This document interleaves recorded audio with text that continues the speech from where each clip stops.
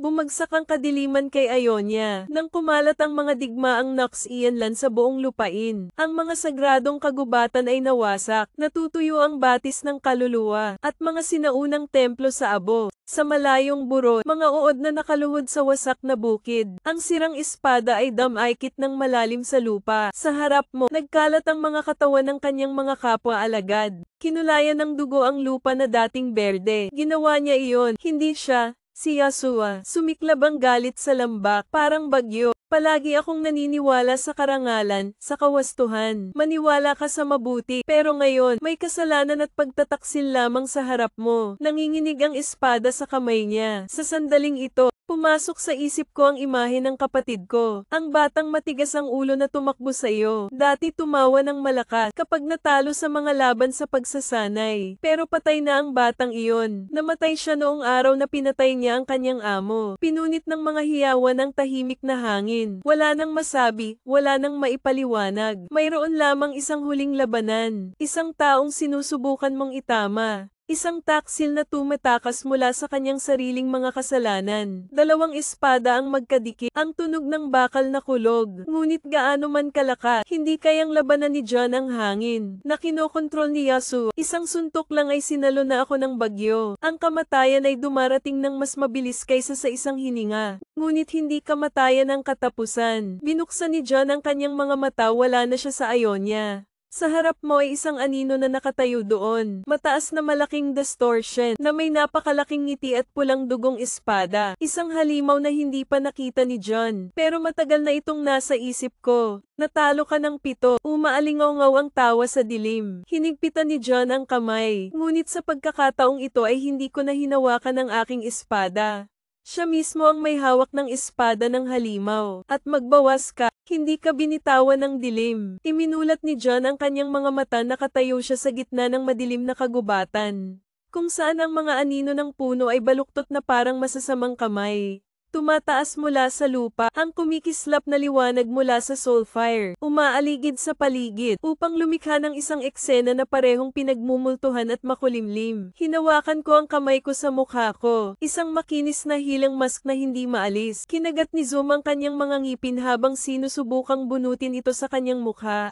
Pero parang isa sa katawan mo, mula sa kaloob-looban, may nararamdaman akong gumagalaw sa loob ko. Isang boses na bumulong sa tenga, mula sa pinakamalalim na antas ng kamalayan. Akala mo sarili mo pa rin. Naging iba ka na, lalaking nakamaskara. Isang halimaw, hindi mo maiiling ang iyong ulo para patahimikin ang boses na iyon. Tumingin-tingin ako sa paligid, ang tahimik na kagubatan, pero alam kong hindi walang laman ang lugar na ito. Ang iyong instincts ay nagsasabi sa iyo na may nanunood.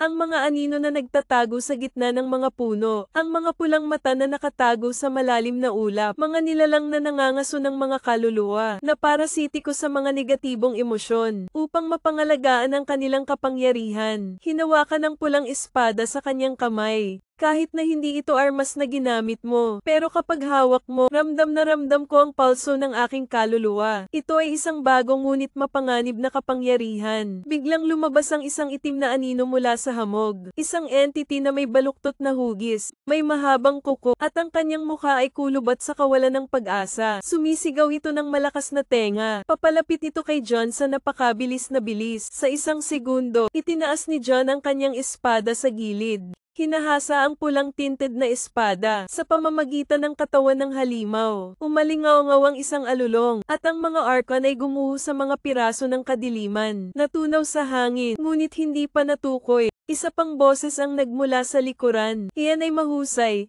Ngunit sigurado ka, hindi ako isa sa kanila. Walang nanginginig sa paligid. Sa harap mo, may isang lalaking nakamaskara na nakatayo doon. Nakasuot ng itim na damit. Sa kanyang kamay, hawak niya ang isang payat na espada. At sa likod niya ay isang maputlang lilang usok. Bumuo ng hugis ng mga baluktot na kaluluwa. Sino ka? Tanong ni John sa mahina at alertong boses. Bahagyang itinagilid ng lalaki ang kanyang ulo. Isang katulad mo. Isang lalaking nakamaskara ang nakatayo. Tumutulo pa rin ang pulang espada sa kamay ko. Ayak lang ang kaluluwa ko. Ngunit bakit mas alerto ka? Hindi ito ang mga labi ng halimaw. Yung lalaking nasa harap mo, ang estranghero ay nakasuot ng itim na damit. Mukha na nakatago sa likod ng isang plain white mask. Dalawang matalas na mata lang, na parang sa bawat iniisip, isang katulad ko. Napapikit siya sa malamig na boses. Tama. Tumawa siya. Narinig mo rin naman, di ba? Ang tunog ng maskara sa iyong mukha. Naikayam ni John ang espada. Hindi ko alam kung ano ang sinasabi mo. Umiling ang lalaki sa kasinungalingan, ngunit hindi mo maiintindihan sa lalong madaling panahon. Itinaas niya ang kanyang kamay at mula sa maputlang lilang usok sa likuran niya.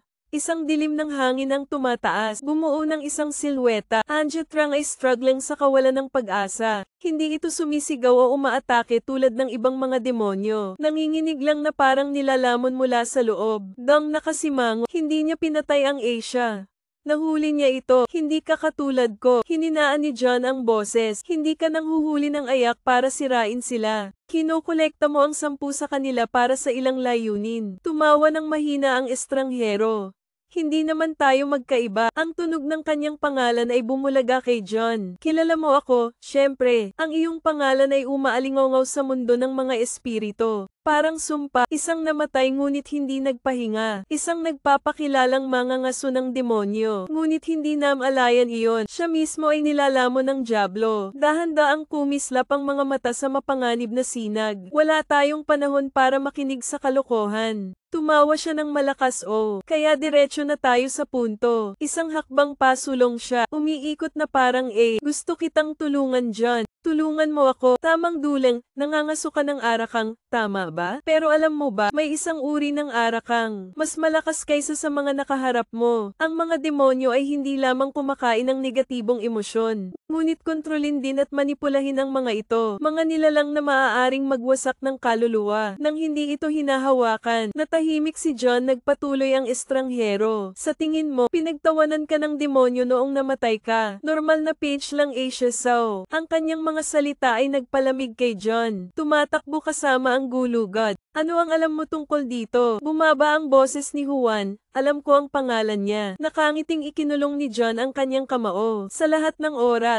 ikaw ay nangangaso para sa mga arachnid. Subukang lipulin ang mga ito, at tuklasin ang pagkakakilanlan ng halimaw. Natawa ako sa katawan mo. Kung alam niya talaga, tiningnan ng estranghero si John sa mata. Boses bilang imbitasyon mula sa kaibuturan. Sumama ka sa akin at dadalhin kita sa katotohanan. Tinitigan ni John ang estranghero sa kanyang harapan. Ang espasyo sa pagitan ninyong dalawa ay nagyelo. Tanging hangin lang ang humahampas sa mga puno. Spirits of fire na kumikislap sa kagubatan. Sumasayaw sa dilim parang ang mga tahimik na saksi. Alam mo talaga ang pangalan nito? Tanong ni John sa mahinang boses. Itinagilid ng estranghero ang kanyang ulo. Mga mata sa likod ng maskara. Parang pinagmamasdan ng pinakamaliit na galaw ni John. Pero hindi ko ibibigay sa'yo ng libre. Hindi nagulat si John. Hindi siya tanga. Hindi rin mabuting tao. Anong gusto mo? The stranger clasped his hands behind his back. Bumaba ang boses niya. Isang hamon. Nang matapos siya, biglang nagdilim ang espasyo sa paligid ni John. Hindi pa tapos ang dilim. Nilulunok nito ang lahat. Wala na ang mga puno. Ang lupa ay naging isang walang katapusang kailaliman. Walang natira maliban sa kanya at kay John. Tapos may lumabas na boses. Ang iyong galit ay apoy. Ngunit maaari ba itong masunog? Ang dilim sa puso mo. Mula sa kadiliman ng kalawakan ay nagsimulang bumukas ang mga pulang mata. 10,000, ang mga baluktot na anino, ang mga madilim na nilalang ay gumagapang sa labas ng kalawakan. Lahat sila ay may baluktot ng ngiti sa kanilang mga mukha. Isang rakang ngunit, hindi ito tulad ng maliliit na demonyo na hinarap ni John. Hindi sila nagmamadaling umatake kaagad. Nakatayo sila doon na umiikot sa dilim. Bulong ng mga salitang hindi. Sino ang nakakaintindi? Ang mga bulong ay gumagapang sa ulo ng dayami. 7 ang natalo mo. Pinagtaksilan mo ang iyong pamilya. Pinatay mo ang iyong mga kapatid. Namatay ka sa ilalim ng espada ni Yahshua. Bawat salita, parang matutulis na talam na tumatagos sa isip ni John. Kinuyam niya ang kanyang espada at kinagat ang kanyang mga ngipin. Hindi ito katotohanan. Ito ay isang psikolohikal na laro, isang mental na bitag. Nakakita na ako ng mga demonyong ganito dati. Ayaw kumain ng tako, kaya mo ba silang patayin? Malamig na umalingaw-ngaw ang boses ng estranghero. Pumikit si John at huminga ng malalim. Pagmulat ko ng mata ko, may pulang glow sa pupils ko. Hindi natin sila kailangang patayin. Sabi mo sa steady voice, kailangan lang nating tandaan kung sino tayo. Hinampas niya ang kanyang espada at pinunit ang gabi. Lumiwanag ang pulang-pula na liwanag mula sa landsword. Nagwawalis sa arakang. Tumili at tumili ang mga nilalang. Ito ay lumiit at naglaho na parang hindi umiral. Sa isang kisap mata, ang kadiliman ay umuurong at ang kagubatan ay bumalik sa dati nitong anyo. Ang estranghero ay nakatayo doon na pinapanood ang lahat. Pumalakpak siya ng malambot ngunit makahulog ang palakpak NDT-0. Sabi niya hindi ka nahulog. Pisil ang espada. Sabihin mo sa akin kung ano ang alam mo tungkol sa Diablo.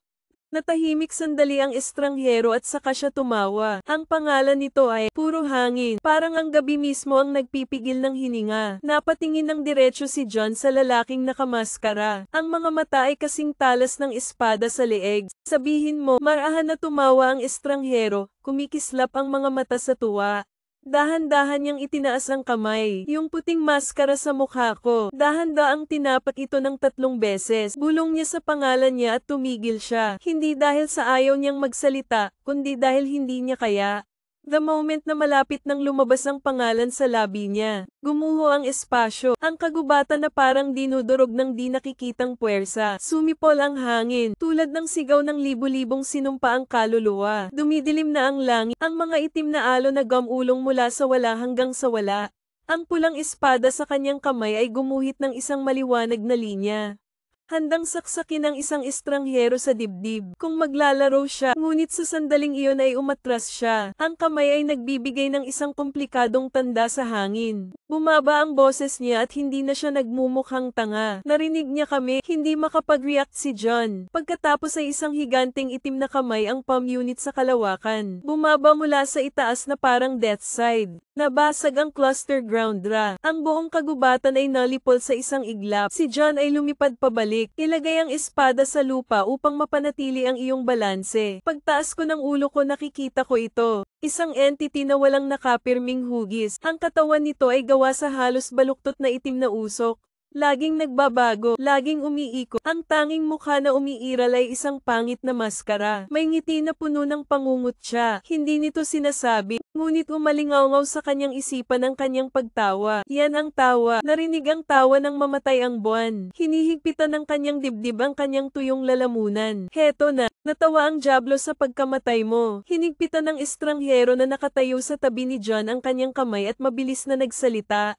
Hindi ka sapat para talunin siya. Kung gusto mong mabuhay ngayon, iisa lang ang paraan. Hindi inalis ni John ang tingin sa kung ano ang halimaw na nasa harapan niya. Tumingin siya ng diretso sa akin at kinuha ang kapangyarihan ko. Nanginginig na nakatayong hindi gumagalaw. Hindi iniwan ng kanyang mga mata ang halimaw sa kanyang harapan. Namilipit ang katawan nito na parang buhay na bangungot. Basag ang mukha sa ilalim ng baluktot na maskara na tumatawa pa rin. Ayan yon. Nandoon ang tawa. Sa iyong mga huling segundo, nakadikip ang mga daliri sa espada. Nag-aapoy ang gali. But at that moment bumulong ang lalaking nakamaskara sa tabi niya. Kung atakihin mo ito ngayon mamamatay ka. Hindi tumingin si John, pero malamig ang boses. Ano ang sasabihin mong gawin ko? Nakaluhod, nagmamakaawa na iligtas niya ang kanyang buhay. He tilted his head malalim pero piercing ang boses niya. Sinasabi ko sa iyo na tanggapin mo ang aking kapangyarihan. Ang alok ay nakabitin sa umiikot na espasyo. Lumingon sa kanya, sino ka? Mahinang tumawa ang estranghero. Pagkatapos ay tinanggal niya ang kanyang maskara. Sa likod ng makinis na puting maskara na walang mukha, mayroon lamang isang malalim na black hole. Isang walang katapusang spiral na lumalamon sa liwanag. Hindi na tayo AI. Ang boses na nagmumula sa hangin. Dati ako ay isang tulad mo. Isang lalaking humahabol sa mga halimaw na ito. Hanggang sa nilamon na kami nito. Nilagay niya ang kamay niya sa harap ni John. Pero kaya kung ibigay ang kailangan mo, ang kapangyarihang patayin ito. Ang hangin ay sumisigaw ng mga patak ng kadiliman na nagmumula sa araka. Twist, parang mga kamay na inaabot para hilahin sila sa kawalan. Wala nang masyadong ora, napatitig si John sa kamay na nasa harapan niya. Isang taksong tumanggap ng kapangyarihang pumatay sa demonyo. Ngunit sa anong presyo? Ngunit muling umalingaw-ngaw ang tawa nito. Muli tulad ng araw na namatay ka. Namumula ang mga mata ni John na walang ibang pagpipilian. Ibigay mo sa akin ang iyong kamay. Nang magkadikit ang dalawang kamay, napuno ng lamig ng kadiliman ang kanyang katawan. Pinisil ng chrome ang bawat butil ng karne. Bawat daluyan ng dugo ay niluluhod ko. Parang 1/0 of a nanogram kaluluwa mo ang napunit.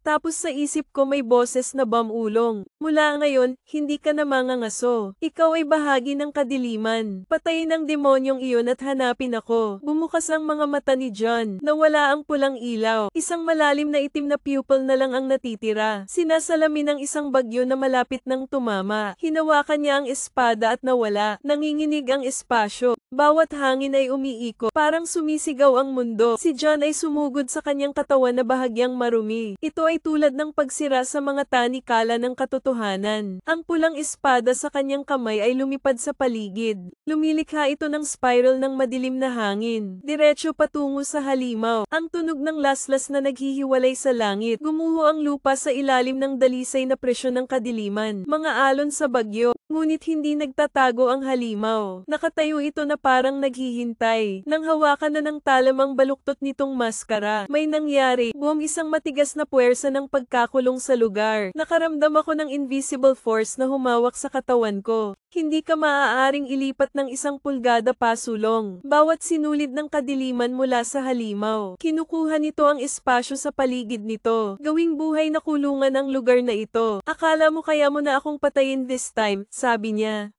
Wala nang tawa na umaalingaw sa isip ko. Isa lang ang basag na boses na parang gawa sa libu-libong sirang pangarap. Nagtaas ng kamay ang halimaw. Sumasabog ang kadiliman sa paligid. Nakapulupot sa katawan ni John na parang tsunami. Sa isang lugar sa isip ko, natagpuan ni John ang kanyang sarili na nakatayo sa harap ng salamin.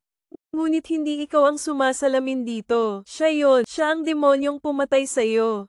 Nanlamig ang mukha ni John. Kung hinawakan mo ang salamin, hindi ako magpapatalo sa'yo. Basag na salamin, kasabay nito sa realidad. Nanginginig na naman ang mga mata niya sa pulang ilaw. Sinira mo ang mga tanikala ng kadiliman sa paligid mo. Pagkatapos ay magtapo ng isang tuwid na slash. Sa pagkakataong ito ay hinawakan ng talamang halimaw. Ang hiyawan na pumupunit sa buong gabi. Ang mga patak ng kadiliman ay nahuhulog na parang abo. Ngunit ang halimaw ay hindi patay.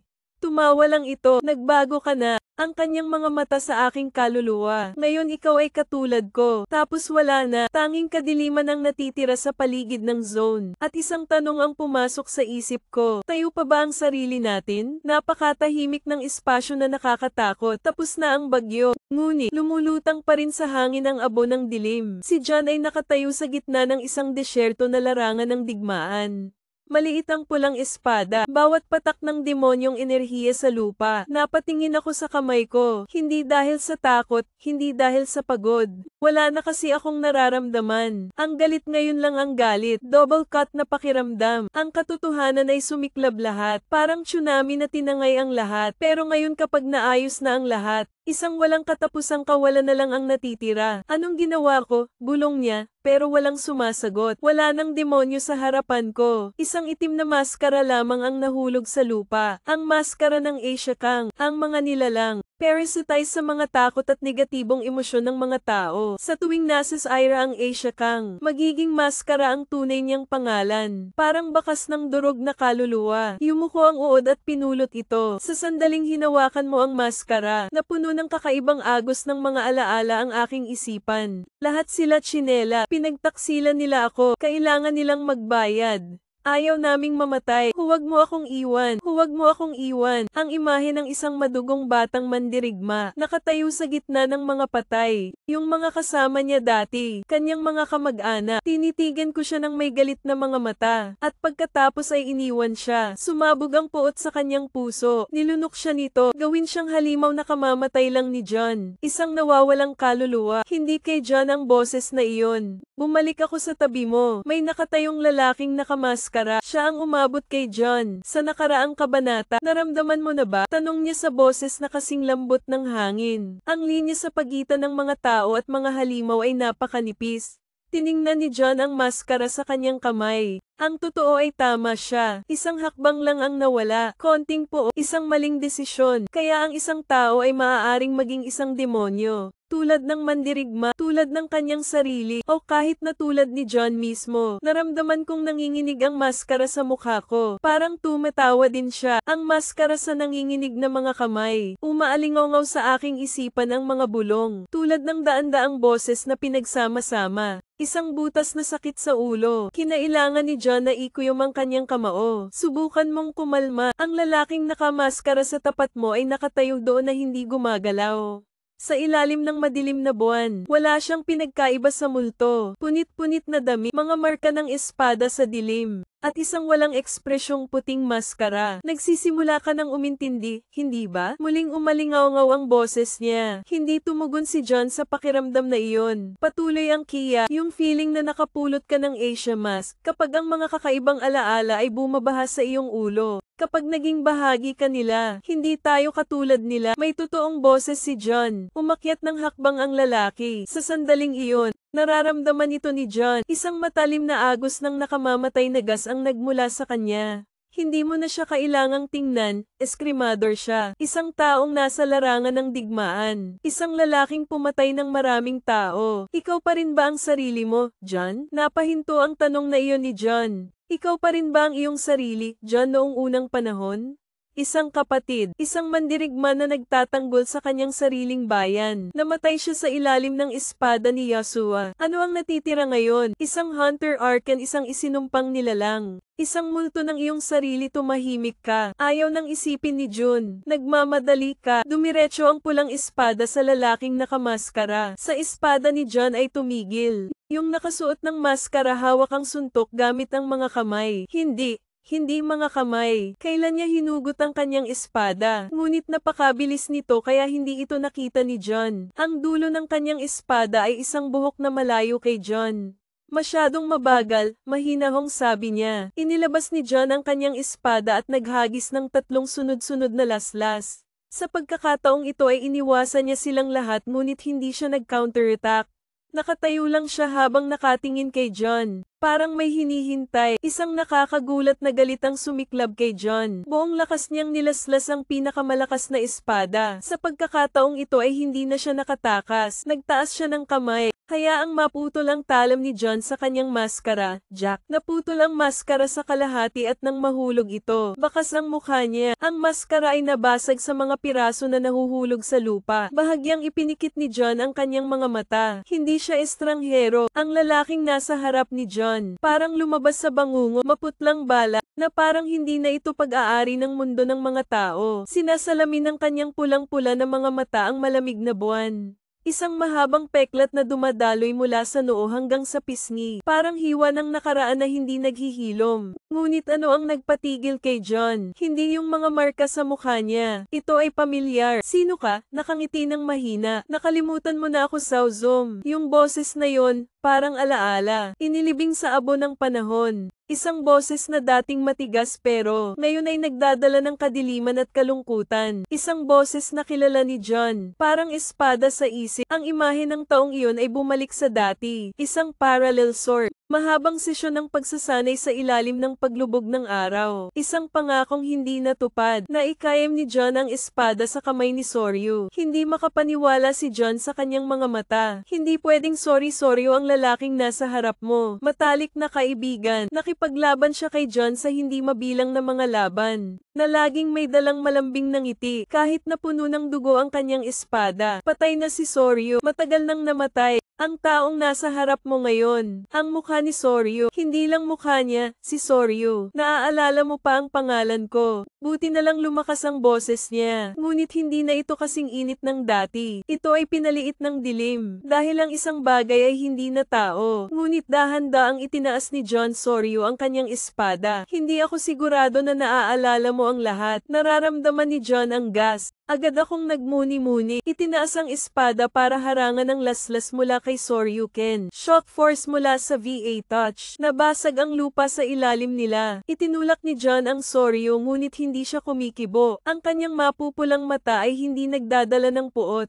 Ito ang 7 pag-asa. Ikaw ay mahina. Hindi sumagot si John. Tumingin siya ng diretso kay Soryu para hanapin ang sagot. Patay ka. Sinabi ni John na nakita namin ito ng aming mga mata. Tumawa si Soryu at namatay. Oo, yumuko siya. Kinuha ang isang maskara ng ayak mula sa lupa. Ngunit hindi kamatayan ang katapusan, di ba, John? Namatay ka rin minsan. Naiintindihan mo na ikayam ni John ang kanyang espada. Nilamon din ng dilim si Soryu. Siya rin ay naging isang bagay na hindi na tao. O mas delikado pa siya kaysa sa iba. Isang malamig na hangin ang umiihip sa pagitan ng dalawang matandang magkaibigan. Ang puwang ay tila na puno ng isang bangin. Hindi makalusot. Itinutok ni Soryu ang kanyang espada kay John. Tatanungin ko ulit si John. Naaalala mo ba talaga ako? Alalahanin mo ang ating pinagdaanan. O naaalala mo lang ang version ko na gusto mong paniwalaan? Hindi sumagot si John dahil hindi siya sigurado sa sarili niya. Umiihip ang hangin sa pamamagitan ng pagdadala ng lamig ng gabi. Dalawang lalaking nakatayo sa tapat ng isa't isa. Ang espada ay nakaturo ng diretso sa kalaban. Hindi maitatanggi ni John ang katotohanang nasa harapan niya.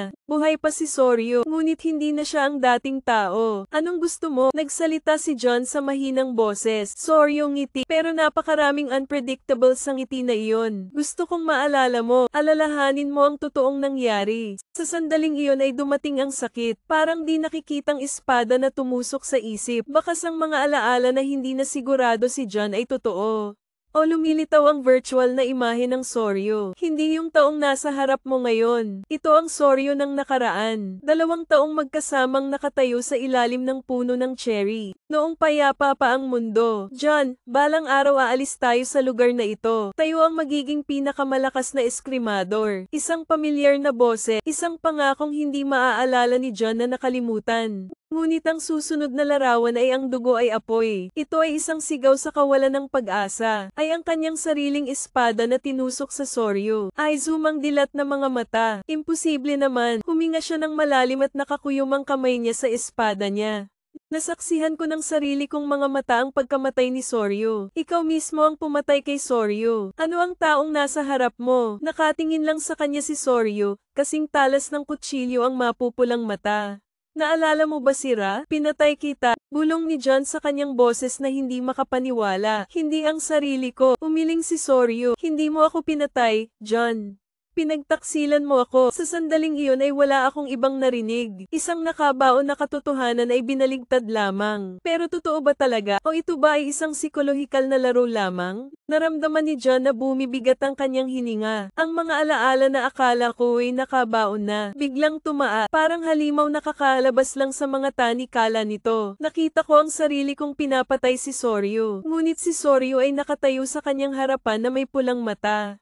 May boses na puno ng panghuhusga. Hindi yan ang totoo, pinagtaksilan kita. Tumingin ng diretso si John kay Soryu sa mahinang boses. Dahan-daang naglakad si Soryu papunta sa akin. Ang espada sa kanyang kamay ay pumutok sa mahinang tunog. Parang may binubulong. Naisip mo na ba, bakit nasira ang alaala mo? Dahan-daang kinuyam ang espada. Nagtataka ako noon. Napakalabo ng pagkamatay ni Soryu noong gabing iyon. Parang nabura ang isang parte ko. Sino ang gumawa niyan? Umaasa si Juan Pito na ang kanyang mga mata ay mas matalas kaysa dati. Mahinang tumawa si Soryu. Malalaman mo sa lalong madaling panahon. Pero bago mo makuha ang sagot, itinaas niya ang kanyang espada hanggang sa itinutok ito kay John. Gusto kong makita kung karapat-dapat kang maalala. Humanda ka, John. Maglalaban tayo. Wala nang salita. Tanging angal lang ng hangin. Ang lamig ng hangin sa pagitan ng dalawang lalaki. Itinutok ni Soryu ang kanyang espada kay John. Hindi nagpatinag ang mapupulang mata niya. Hindi umatras si John. Hindi ko alam kung ano ang totoo, kung ano ang kasinungalingan. Pero isang bagay ang alam kong sigurado. Ang espada ay hindi kailanman nagsisinungaling. Tanging ang espada ay salamin ng tunay na pagkatao ng isang eskrimador. Kaya kung gusto mong malaman ang totoo, may paraan ka lang para lumaban. Halika dito, bulong ni Soryu. Sa sandaling iyon ay nawala siya. Hinawakan niya ang espada. Lumitaw si Ken Soryu sa harapan niya. Ang kanyang espada ay kumikislap na parang kidlat. Agad namang umatras si John, ngunit hindi siya tumigil. Ang mga espada ay patuloy na nahuhulog. Matalas ang bawat lasla. Ito ay tulad ng pagputol sa kalawakan. Naramdaman ni John ang pressure. Si Soryu ay mas malakas kaysa dati. Ngunit ang pinaka nakakatakot ay hindi ang kanyang kapangyarihan. Ito ang pamilyar na pakiramdam sa mga espadang iyon. May napagtanto si John. Itong swordsmanship style, hindi ito sayo. Sorry, ngumisi ng napakabagal at saka kumaway. Isang espada ang palm unit sa hangin at dumiretso sa loob. Walang ibang paraan. Itinaas ko ang aking espada. Ngunit isang hindi nakikitang puwersa ang darating. Napabuga ng malakas si Boom John sa lupa. Tumataas ang alikabok. Naramdaman kong tumutulo ang dugo mula sa gilid ng labi ni Soryu. Mula sa hakbang hanggang sa kanyang espada ay mahinang lumipad. Parang humihinga. Nagsisimula ka ng mapagtanto, hindi ba? Nalinlang ka. Kinagat ni John ang kanyang mga ngipin habang sinusubukang tumayo. Hindi ko alam kung sino ang humadlang sa alaala ko. Hindi ko alam kung ano ba talaga ang pinagdaanan ni Soryu. Pero isang bagay ang sigurado ako. Ano man ang katotohanan, malalaman natin sa ating sarili. Naikayam ko ang aking espada. Ang kanyang mga mata ay kumikinang sa malamig na sinag ng liwanag. Mahinang tumango si Soryu. Kung gayon, ipakita mo sa akin ang iyong lakas. Nagsalubong ang dalawang espada. Ken, ang mga puwersa ng VA ay tumama ng napakalakas na ang lupa ay pumutok sa ilalim ng kanilang mga paa. Malinaw itong naramdaman ni John. Hindi na si Soryu ang taong nakilala ko noon. Soryu ngayon ay hindi lamang mas malakas, ngunit bawat linya ng kanyang espada ay naglalaman ng isang bagay. Ito ay lubhang mapanganib. Pinagmumulan ng kapangyarihan na hindi sa kanya. Alam na alam ni Jun ang estilo ng malakas na Soryu. Walang labis na paggalaw. Pero ang espadang ginagamit niya, hindi ito sa kanya. Yumi na umiwas sa dulo ng espada ni Soryu sa pisngi niya. Nag-iiwan ng maliit na hiwa. Hindi tumitigil ang shower. The moment na kumislap ang espada, tumalikod si Soryu at naglunsad ng panibagong slash. Kasing bilis ng hangin, malakas na parang kulog na walang bitak. Napilitan si John na itaas ang kanyang espada para tulungan si Ken. Bumabalik ang pressure. I-slide mo ako sa lupa. Alam mo ba yon, John? Nagtaas ng boses si Soryu na kasing lamig pa rin ng yelo ang kanyang mga mata. Ito ay hindi lamang ang aking kapangyarihan. Inangat ni John ang kanyang ulo na may mabigat na hininga. Alam ko na yan dati. Ang espada ni Soryu ay isang bagay na pamilyar. Ito ay hindi kanya. Ito ay Edsuma.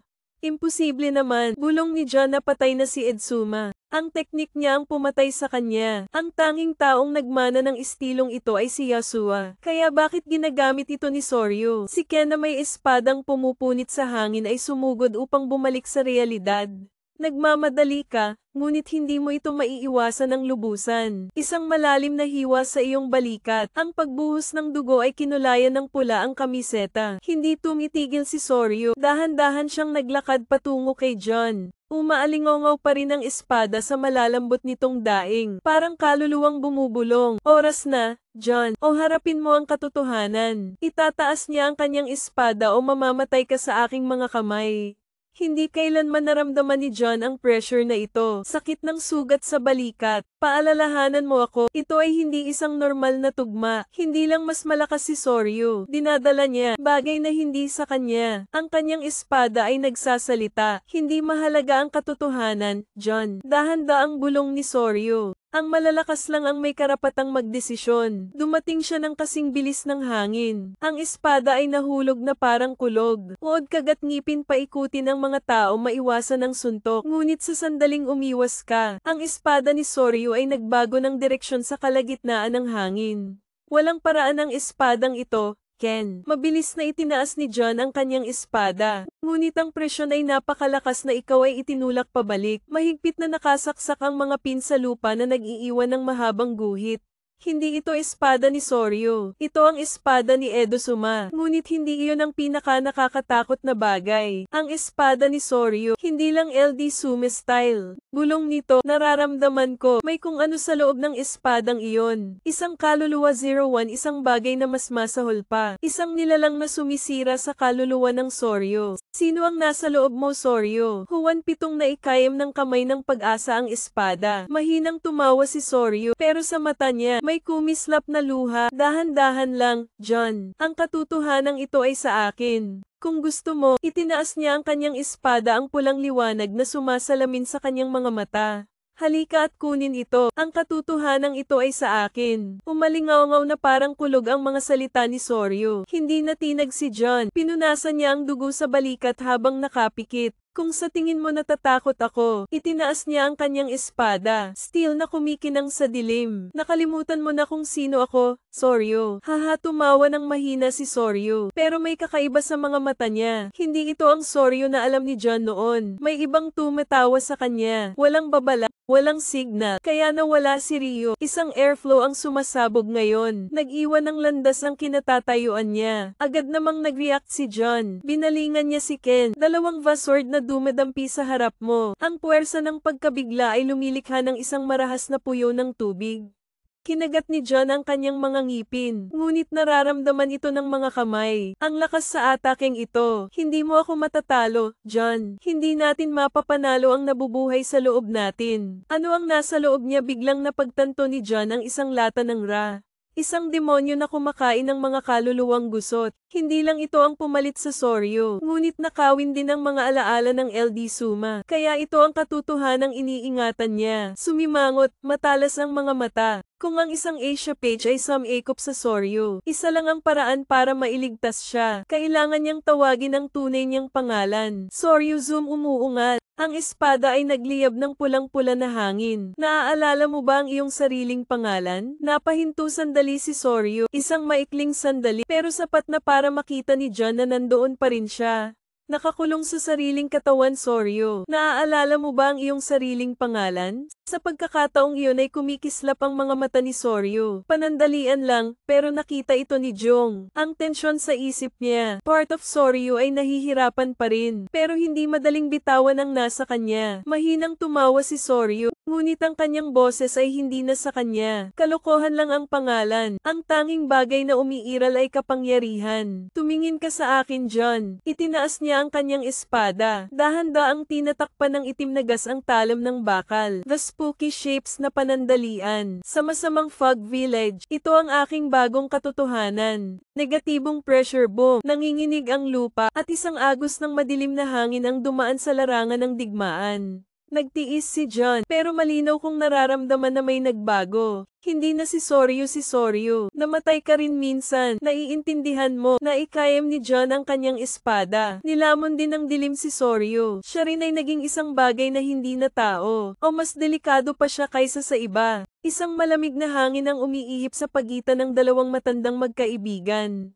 Ang puwang ay tila na puno ng isang bangin. Hindi makalusot. Itinutok ni Soryu ang kanyang espada kay John. Tatanungin ko ulit si John. Naaalala mo ba talaga ako? Alalahanin mo ang ating pinagdaanan. O naaalala mo lang ang version ko na gusto mong paniwalaan? Hindi sumagot si John dahil hindi siya sigurado sa sarili niya. Umiihip ang hangin sa pamamagitan ng pagdadala ng lamig ng gabi. Dalawang lalaking nakatayo sa tapat ng isa't isa. Ang espada ay nakaturo ng diretso sa kalaban. Hindi maitatanggi ni John ang katotohanang nasa harapan niya. Buhay pa si Soryu, ngunit hindi na siya ang dating tao. Anong gusto mo? Nagsalita si John sa mahinang boses. Soryu ngiti, pero napakaraming unpredictable sa ngiti na iyon. Gusto kong maalala mo, alalahanin mo ang totoong nangyari. Sa sandaling iyon ay dumating ang sakit. Parang di nakikitang espada na tumusok sa isip. Bakas ang mga alaala na hindi na sigurado si John ay totoo. O lumilitaw ang virtual na imahe ng Soryu. Hindi yung taong nasa harap mo ngayon. Ito ang Soryu ng nakaraan. 2 taong magkasamang nakatayo sa ilalim ng puno ng cherry. Noong payapa pa ang mundo. John, balang araw aalis tayo sa lugar na ito. Tayo ang magiging pinakamalakas na eskrimador. Isang pamilyar na boses. Isang pangakong hindi maaalala ni John na nakalimutan. Ngunit ang susunod na larawan ay ang dugo ay apoy. Ito ay isang sigaw sa kawalan ng pag-asa. Ay ang kanyang sariling espada na tinusok sa Soryu. Ay zoomang dilat na mga mata. Imposible naman. Huminga siya ng malalim at nakakuyom ang kamay niya sa espada niya. Nasaksihan ko ng sarili kong mga mata ang pagkamatay ni Soryu. Ikaw mismo ang pumatay kay Soryu. Ano ang taong nasa harap mo? Nakatingin lang sa kanya si Soryu, kasing talas ng kutsilyo ang mapupulang mata. Naalala mo ba si Ra? Pinatay kita. Bulong ni John sa kanyang boses na hindi makapaniwala. Hindi ang sarili ko. Umiling si Soryu. Hindi mo ako pinatay, John. Pinagtaksilan mo ako. Sa sandaling iyon ay wala akong ibang narinig. Isang nakabaon na katotohanan ay binaligtad lamang. Pero totoo ba talaga? O ito ba ay isang psikolohikal na laro lamang? Naramdaman ni John na bumibigat ang kanyang hininga. Ang mga alaala na akala ko ay nakabaon na, biglang tumaa. Parang halimaw nakakalabas lang sa mga tanikala nito. Nakita ko ang sarili kong pinapatay si Soryu. Ngunit si Soryu ay nakatayo sa kanyang harapan na may pulang mata. May boses na puno ng panghuhusga. Hindi yan ang totoo, pinagtaksilan kita. Tumingin ng diretso si John kay Soryu sa mahinang boses. Dahan-daang naglakad si Soryu papunta sa akin. Ang espada sa kanyang kamay ay pumutok sa mahinang tunog. Parang may binubulong. Naisip mo na ba, bakit nasira ang alaala mo? Dahan-daang kinuyam ang espada. Nagtataka ako noon. Napakalabo ng pagkamatay ni Soryu noong gabing iyon. Parang nabura ang isang parte ko. Sino ang gumawa niyan? Umaasa si Juan Pito na ang kanyang mga mata ay mas matalas kaysa dati. Mahinang tumawa si Soryu. Malalaman mo sa lalong madaling panahon. Pero bago mo makuha ang sagot, itinaas niya ang kanyang espada hanggang sa itinutok ito kay John. Gusto kong makita kung karapat-dapat kang maalala. Humanda ka, John. Maglalaban tayo. Wala nang salita. Tanging angal lang ng hangin. Ang lamig ng hangin sa pagitan ng dalawang lalaki. Itinutok ni Soryu ang kanyang espada kay John. Hindi nagpatinag ang mapupulang mata niya. Hindi umatras si John. Hindi ko alam kung ano ang totoo, kung ano ang kasinungalingan. Pero isang bagay ang alam kong sigurado. Ang espada ay hindi kailanman nagsisinungaling. Tanging ang espada ay salamin ng tunay na pagkatao ng isang eskrimador. Kaya kung gusto mong malaman ang totoo, may paraan ka lang para lumaban. Halika dito, bulong ni Soryu. Sa sandaling iyon ay nawala siya. Hinawakan niya ang espada. Lumitaw si Ken Soryu sa harapan niya. Ang kanyang espada ay kumikislap na parang kidlat. Agad namang umatras si John, ngunit hindi siya tumigil. Ang mga espada ay patuloy na nahuhulog. Matalas ang bawat lasla. Ito ay tulad ng pagputol sa kalawakan. Naramdaman ni John ang pressure. Si Soryu ay mas malakas kaysa dati. Ngunit ang pinaka nakakatakot ay hindi ang kanyang kapangyarihan. Ito ang pamilyar na pakiramdam sa mga espadang iyon. May napagtanto si John. Itong swordsmanship style, hindi ito sayo. Sorry, ngumisi ng napakabagal at saka kumaway. Isang espada ang palm unit sa hangin at dumiretso sa loob. Walang ibang paraan. Itinaas ko ang aking espada. Ngunit isang hindi nakikitang puwersa ang darating. Napabuga ng malakas si Boom John sa lupa. Tumataas ang alikabok. Naramdaman kong tumutulo ang dugo mula sa gilid ng labi ni Soryu. Mula sa hakbang hanggang sa kanyang espada ay mahinang lumipad. Parang humihinga. Nagsisimula ka ng mapagtanto, hindi ba? Nalinlang ka. Kinagat ni John ang kanyang mga ngipin habang sinusubukang tumayo. Hindi ko alam kung sino ang humadlang sa alaala ko. Hindi ko alam kung ano ba talaga ang pinagdaanan ni Soryu. Pero isang bagay ang sigurado ako. Ano man ang katotohanan, malalaman natin sa ating sarili. Naikayam ko ang aking espada. Ang kanyang mga mata ay kumikinang sa malamig na sinag ng liwanag.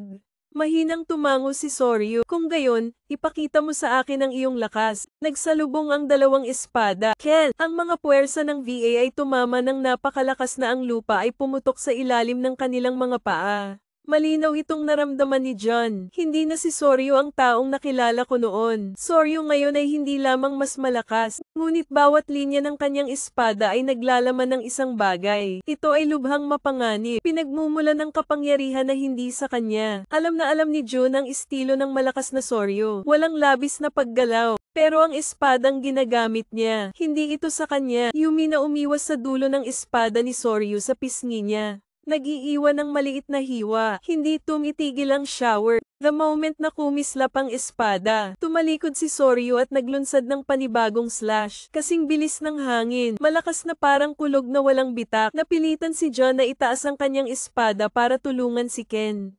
Bumabalik ang pressure. I-slide mo ako sa lupa. Alam mo ba yon, John? Nagtaas ng boses si Soryu na kasing lamig pa rin ng yelo ang kanyang mga mata.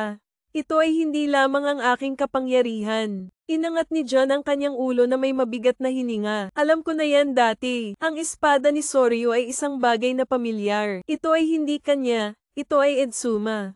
Imposible naman, bulong ni John na patay na si Edsuma. Ang teknik niya ang pumatay sa kanya. Ang tanging taong nagmana ng istilong ito ay si Yasuo. Kaya bakit ginagamit ito ni Soryu? Si Ken na may espadang pumupunit sa hangin ay sumugod upang bumalik sa realidad. Nagmamadali ka, ngunit hindi mo ito maiiwasan ng lubusan. Isang malalim na hiwa sa iyong balikat. Ang pagbuhos ng dugo ay kinulayan ng pula ang kamiseta. Hindi tumitigil si Soryu. Dahan-dahan siyang naglakad patungo kay John. Umaalingaw pa rin ang espada sa malalambot nitong daing. Parang kaluluwang bumubulong. Oras na, John. O harapin mo ang katotohanan. Itataas niya ang kanyang espada o mamamatay ka sa aking mga kamay. Hindi kailanman naramdaman ni John ang pressure na ito. Sakit ng sugat sa balikat. Paalalahanan mo ako, ito ay hindi isang normal na tugma. Hindi lang mas malakas si Soryu. Dinadala niya, bagay na hindi sa kanya. Ang kanyang espada ay nagsasalita. Hindi mahalaga ang katotohanan, John. Dahan-daang bulong ni Soryu. Ang malalakas lang ang may karapatang magdesisyon. Dumating siya ng kasing bilis ng hangin. Ang espada ay nahulog na parang kulog. Uod kagat ngipin paikutin ng mga tao maiwasan ang suntok. Ngunit sa sandaling umiwas ka, ang espada ni Soryu ay nagbago ng direksyon sa kalagitnaan ng hangin. Walang paraan ang espadang ito, Ken. Mabilis na itinaas ni John ang kanyang espada. Ngunit ang presyon ay napakalakas na ikaw ay itinulak pabalik. Mahigpit na nakasaksak ang mga pin sa lupa na nag-iiwan ng mahabang guhit.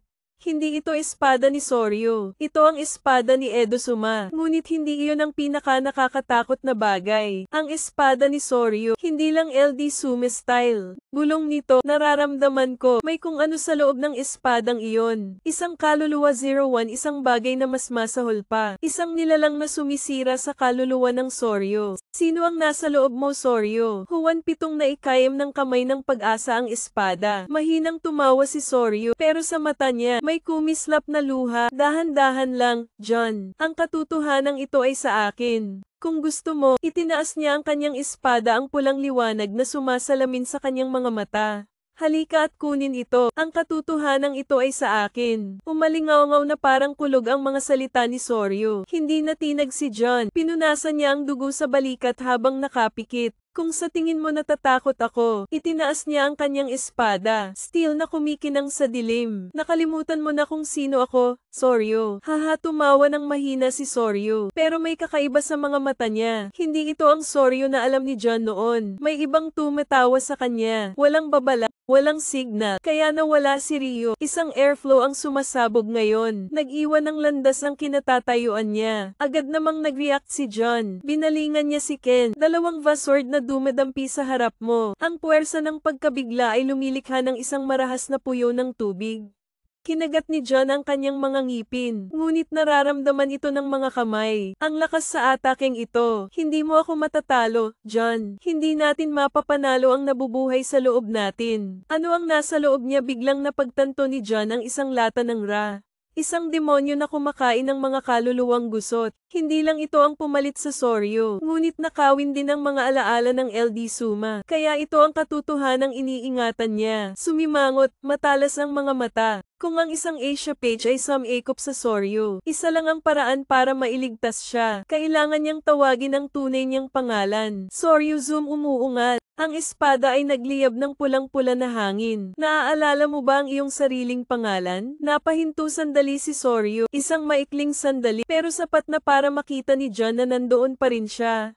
Nakakulong sa sariling katawan, Soryu. Naaalala mo ba ang iyong sariling pangalan? Sa pagkakataong iyon ay kumikislap ang mga mata ni Soryu. Panandalian lang, pero nakita ito ni Jong. Ang tensyon sa isip niya. Part of Soryu ay nahihirapan pa rin, pero hindi madaling bitawan ang nasa kanya. Mahinang tumawa si Soryu, ngunit ang kanyang boses ay hindi na sa kanya. Kalokohan lang ang pangalan. Ang tanging bagay na umiiral ay kapangyarihan. Tumingin ka sa akin, John. Itinaas niya ang kanyang espada. Dahan-daang tinatakpan ng itim na gas ang talam ng bakal. The spooky shapes na panandalian. Sa masamang fog village, ito ang aking bagong katotohanan. Negatibong pressure boom, nanginginig ang lupa, at isang agos ng madilim na hangin ang dumaan sa larangan ng digmaan. Nagtiis si John, pero malinaw kong nararamdaman na may nagbago. Hindi na si Soryu. Nanginginig si Soryu. Ang mga bakas ng ayaan ay hindi pa tuluyang nawala. Umiling siya habang sinusubukang itaas ang boses. Tinatawag kanyang John Knows. Sagot ni John. Isang malalim na boses na parang espadang umaalingaw sa kabibi nito. Parang sarado ang espasyo. Ito ay hindi dahil sa pagkakaroon ng isang entity. Ito ay dahil sa isang bagay na mas nakakatakot. Isang paanyaya mula sa kadiliman mismo. Biglang umihip ang malakas na hangin. Sa mga bulong na umaalingaw sa hangin. Tumawid sa linya at malalaman mo ang katotohanan. Bahagyang yumanig ang lupa sa ilalim ng mga paa ni John. Parang may gumagalaw mula sa kailaliman. Isang gate ang bumubuka. Hawakan ang espada sa iyong kamay. Naiintindihan ko na hindi ito isang bitag. Ito ay isang pagkakataon. Isang pagkakataon upang malaman kung sino ang nagmamanipula nito. Ara kang para maunawaan ang entity na tumawag sa iyong pangalan. Lumapit si Yasuo sa kanyang maingat na tingin. Gusto mo talaga siyang sundan. Bumaba ang tingin niya sa maskara sa mukha niya. Kamakaway pa ito. Tapos tumingin ako sa steady eyes. Wala tayong ibang pagpipilian. Hindi na naghintay. Humakbang si John. At nilalamon ka ng dilim. Binalot ng kadiliman si Juan na parang walang katapusang kalaliman. Para lamunin ka, may liwanag, walang gravity. May nakakasakal lang na pakiramdam. At umaalingaw sa aking isipan ang mga bulong. Pinili mo ang landas na ito. Muling umalingaw ang boses na iyon. Ngunit sa pagkakataong ito ay mas malapit na. Gamitin ang clench ng espada. Naninigas ang katawan kapag nakikilala ang dilim. Walang laman ang paligid. Ang malabong mga hugis na lumilitaw. Lumilitaw ang daan-daan o libu-libong mga deformed na mukha. Walang laman ang mga mata nila pero pinagmamasdan ka. Eirakang ang mga nawawalang kaluluwa. Mga entity na humahabol sa mga negatibong emosyon. Pero hindi ko pa sila nakitang nagkukumpulan ng ganito. Biglang lumitaw ang lupa sa ilalim ng iyong mga paa. Ang nakapalibot na espasyo ay nabago. Mula sa wala hanggang sa isang pamilyar na lugar. Isang kagubatan. Hindi ito isang normal na kagubatan. Paikat-ikot na mga puno ng kahoy. Ang balat na nabubulok ng dilim. Ang matingkad na pulang bulaklak ay nahuhulog. Dahan-daang natutunaw sa sandaling tumama ito sa lupa. At sa harap mo, sa makapal na itim na hamog ay lumitaw ang isang anino. Siya na nagpakita sa dilim, na naglaho na parang ilusyon. Sinong tumawag sa'yo dito? Nakasuot pa siya ng itim na balabal. Ang walang laman na maskara ng kawalang interes. Ngunit sa pagkakataong ito ay nararamdaman ko na ang kapangyarihan. Lumalabas sa kanya, isang bagay na higit pa sa isang prosesyon lamang. Galit na estranghero mababa ngunit umaalingaw-ngaw. Maligayang pagdating sa maskara, hindi sumagot si John. Nakatitig lang ako sa kanya. Ang kanyang mga kamay ay nasa espada pa rin. Nakatagilid ang ulo niya na parang pinagmamasdan ka. Tapos naglahad siya ng kamay. Hinahabol mo si Arakang. Mabagal ang boses. Ngunit ang bawat salita ay nagdadala ng hindi nakikitang bigat. Ngunit naisip mo na ba kung bakit sila umiiral? Bumukas ang kamay niya at sa sandaling iyon ay gumalaw ang kadiliman sa paligid ni Juan. Mga sinaunang alaala ng pagkamatay ni LD Suma. Labanan sa Yasuo. Sa sandaling huminga ka at sa sandaling pinatay mo si Asia. Ninakaw ng unang pahina ang kanyang espada. At ang maskara ay nasa aking mukha. Akala mo hunter ka. Nagbulungan ng mga estranghero ngunit hindi si John. Hindi mo sila hinahabol. Ikaw ay bahagi nila. Napatigil ang mga salita kay John. Ang lamig ay dumadaloy sa gulugod. Pero bago ka mag-react, bumangon ang dilim at dumating siya. Nagsimula na ang laban. Itinaas ni Jong ang kanyang espada. Ang pulang bakal na talam ay kumikinang sa liwanag mula sa daigdig ng mga espiritu. Ngunit kapag ang espada ay pumutol sa kadiliman, hindi ito pumuputol sa laman, nawawala ang mga estranghero. Natutunaw siya sa kawalan na parang hangin. At mula sa likod ay isang laslas ang napunit sa hangin. Oras na para lumingon. Tumawid ng dalawang espada upang suportahan ang pag-atake. Ang lakas ng suntok ay nanginginig ang buong katawan ko. Na maganda ang reaksyon. Mababa at kawili-wili ang boses. Napaatras ang estranghero. Nakatayo sa dilim. Na para bang ito ang kanyang teritoryo. Pero hindi mo pa rin maintindihan. Inabot niya ang isang kamay. At kaagad, nagsisimulang gumalaw ang mga baluktot na hugis sa paligid. era ay maaaring mag-grow ng 10 hindi daan-daan. Gumagapang sila palabas ng dilim. Nagunat ang mga halimaw na katawan. Malapad na bibig na may matatalas ng ngipin. Maliwanag ang kanilang mga mata. Hindi dahil sa pagnanasa, kundi dahil sa takot. Napagtanto ni June na agad silang hindi gumagana. Nanginginig sila at saka ko naintindihan. Hindi sila natatakot kay John. Natatakot sila sa kanya. Tumawa ng mahina ang estranghero na para bang nababasa niya ang nasa isip ni John. Ang Asia Kang ay mga nawawalang nilalang na humahabol sa mga negatibong emosyon ng tao. Dahan-dahan siyang naglakad, step by step pero nasa ilalim ng matinding pressure. Ngunit mayroon din silang sariling mga mangangaso. Umikot ang dilim sa likuran niya upang bumuo ng isang pares ng mga higanting mata. Pula sa gabi, hindi lang arc ang hinahabol namin. Huminto siya at bumaba ang boses niya. Nilalamon natin sila. Sa sandaling lumabas ang mga salitang iyon. Galit na galit ang kadiliman. Sumisigaw ang prosesyon sa paligid. Hinayla ang kanilang mga katawan patungo sa kanya. Parang mga kaluluwang nakadina. Sinusubukan nilang lumaban ngunit hindi sila makatakas. Nilamon ng dilim ang lahat. Nilamon sila sa isang itim na bagyo. Nakatayo lang si John na nakaramdam ng lamig sa buong katawan. Hindi siya normal na lalaki. Siya ay isang bagay na mas masahol pa sa isang rakang.